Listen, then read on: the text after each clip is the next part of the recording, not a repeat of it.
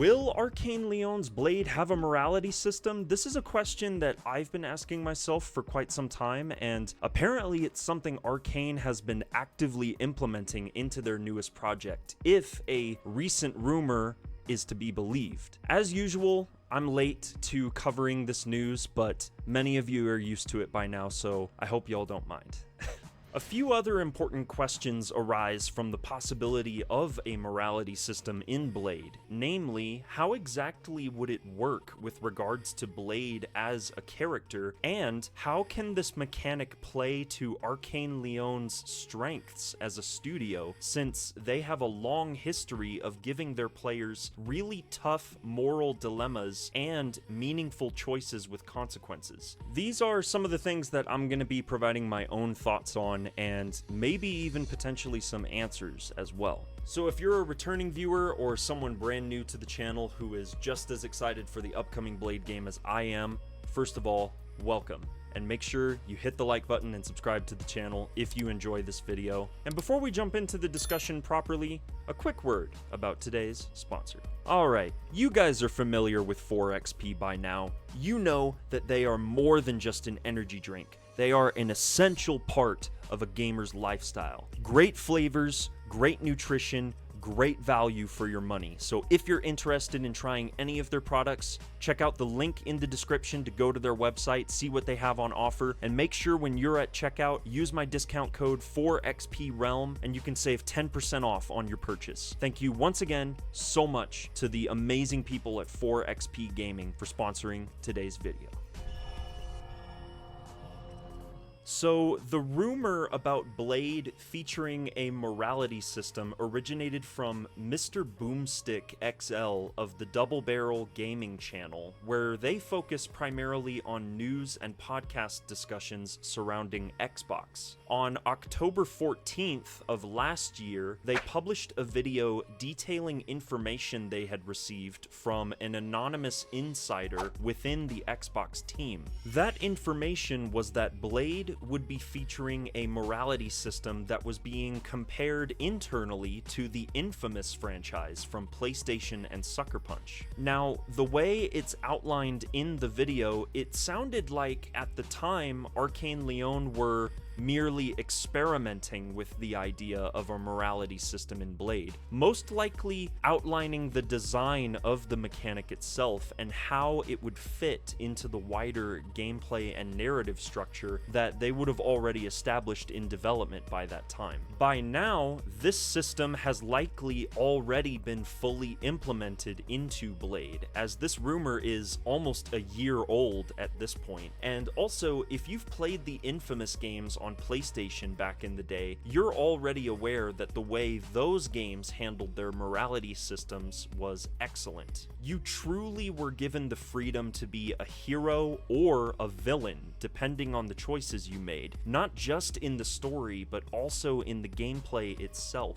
The decisions you made informed how the world and its inhabitants would react to you, and it really did feel pretty revolutionary for its time, especially since it was just a great superhero simulator. Wouldn't it be so funny if Arkane were, like I mentioned in a previous Blade video, potentially taking inspiration from Sucker Punch's Ghost of Tsushima, only to also take inspiration from another Sucker Punch game in the infamous series. Sucker Punch is an amazingly talented studio though, so let's be real, they're as good a source of inspiration as anybody else. For those of you like myself who have extensively played Arkane Studios' previous games, you're no stranger to the idea of morality and systemic choice and consequence, since many of their past titles, most notably the Dishonored series, leaned heavily into the idea that the player should have the freedom to define their own experience with the tools and abilities at their disposal and use them the way they see fit. However, you wouldn't be able to play the game without any repercussions, as Arkane always implemented systems behind the curtain that would silently judge you for your actions and force the game world and the NPCs to respond accordingly. In Dishonored, utilizing your full suite of off often lethal abilities, would allow you to cut through a huge swath of the game's many NPCs. But the consequence of this was that you would encounter more plague rats and weepers, in addition to larger numbers of enemy patrols and enhanced security measures, forcing you to adapt and potentially deal with a much greater gameplay challenge as a result. This would also result in the city of Dunwall becoming a much darker place, breeding more cynical and downtrodden attitudes among your NPC companions, and leading to a darker outcome for the game's ending.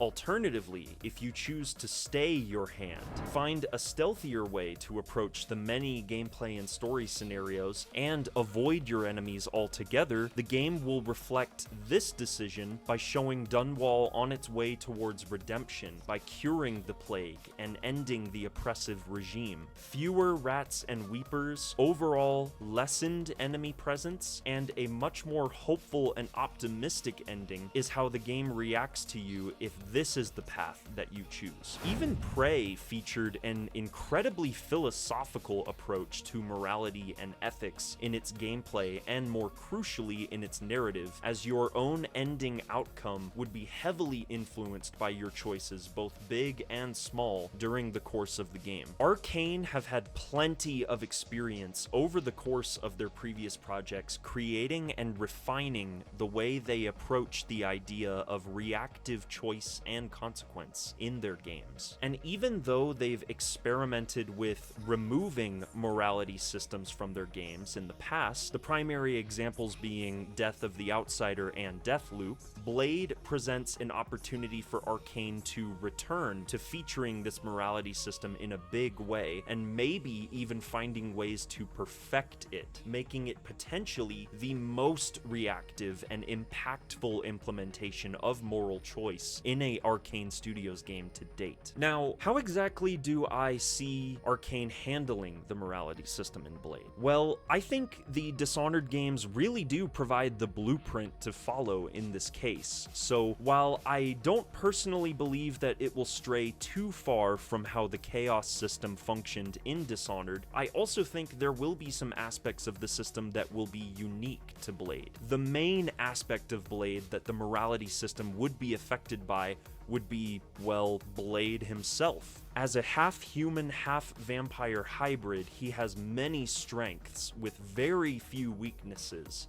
But his primary weakness, which is his thirst for human blood, can be used in interesting ways in the game to allow for reactive storytelling and gameplay moments by giving the player the freedom to choose whether they play Blade as a traditional do-good hero or more of an anti-hero who has to get their hands dirty to finish the vampires once and for all. Playing Blade in the style equivalent to low chaos in Dishonored would mean that gameplay would likely be more challenging, as instead of feeding on innocent NPCs to sate his thirst, Blade would be forced to go out of his own way to find a blood substitute, maybe in the form of a plasma injection of some kind. However, Blade might then not be able to access his full suite of vampiric abilities as a gameplay consequence of this, limiting your options in combat and encouraging more of a stealthy approach. The narrative reward for this would be that new routes could open up for Blade, allowing him to travel more freely through the streets of Paris, and NPCs would become more friendly and receptive to Blade's help in wiping out the vampires, maybe even providing Blade with more tools and gear to use in his missions. In addition to this, security systems could be disabled or entirely absent, and enemy patrols could be far fewer in number. Playing this way would also result in what would likely be considered the good ending for the game. If you play through Blade in a way that is equivalent to a high chaos playstyle from Dishonored, Blade would feed on innocent NPCs in order to maximize his combat potential and fully tap into his vampiric side, making most gameplay scenarios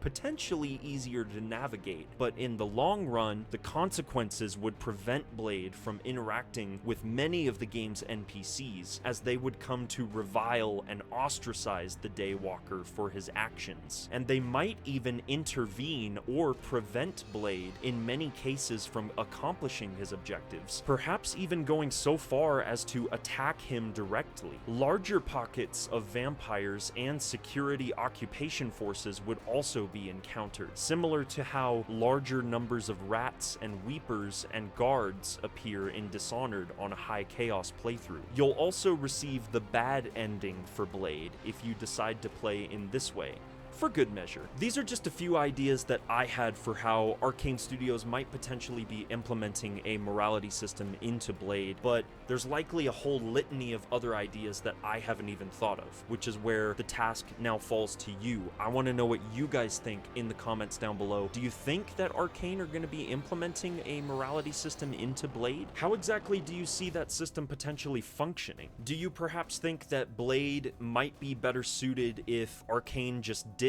the morality mechanic altogether? Let me know in the comments down below, and if you're just as excited for Blade as I am, remember to hit the like button on this video and consider subscribing to the channel, because there will be definitely a lot more coverage of this game as we get closer to its launch. Also, make sure to hit the notification bell so you never miss a future upload, and make sure to join our Discord server as well. Get in on our community discussions. The link to that is going to be in the description down below. And remember that the outsider walks among us. Thank you so much for watching, guys. I'll see y'all next time.